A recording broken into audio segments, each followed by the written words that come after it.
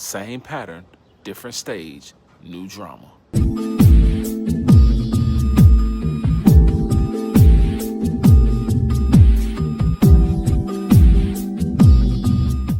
Shalom, shalom, family. I am Brother Nicodemus O'Dot Smith, and this is the weekly 12-portion commentary. All right, fam, gather around, because we need to talk. I know y'all been listening to me go on and on and on and on about Genesis chapter 1, how that pattern repeats through the whole Bible. I've been on that for almost a year now. And I know some of y'all probably like, Brother Nicodemus, if you say in the beginning one more time, man, I'm going to begin to walk out. But listen, I never said the cycle stops at chapter 1. I said the pattern runs from chapter 1 through chapter 11. That's the full narrative engine. That's the blueprint. That's the divine rhythm section. And this week, oh yeah, we finally leveled up.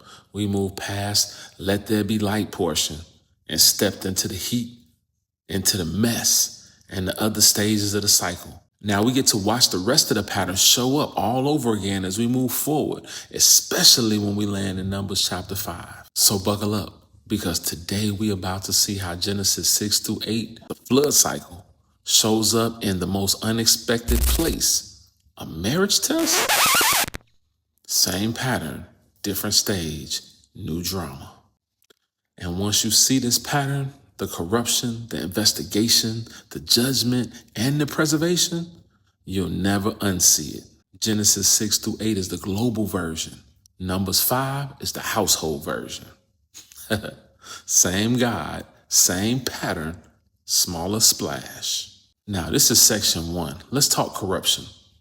In Genesis chapter 6, the earth is corrupt and filled with violence. In Numbers 5, the marriage is threatened by hidden corruption, a suspected adultery. Genesis 6 is corruption on a global scale. Numbers 5 is a corruption on a my husband been acting funny scale. All right, section 2, divine investigation. In Genesis chapter 6, God sees the corruption. In Numbers 5, God reveals the truth through the ordeal. The KJV repeats the phrase, the priest shall, because the priest is the mediator, not the judge. This is like the only court case where the judge, jury, and the lie detector test is God himself. Section 3, judgment as uncreation. Genesis 7 is the uncreation of the world. The waters rise, life collapses, creation rewinds. Numbers chapter 5 is a micro uncreation. If the woman is guilty, her womb collapses. The King James phrase is, her belly shall swell and her thigh shall rot. Right? And the Hebrew word for thigh, yarek, is a polite way of referring to reproductive organs. Just saying. In Genesis 7, the whole world gets flooded. In Numbers 5, one uterus gets flooded with consequences. Genesis 7, waters unto creation. Numbers 5, womb undone if guilty.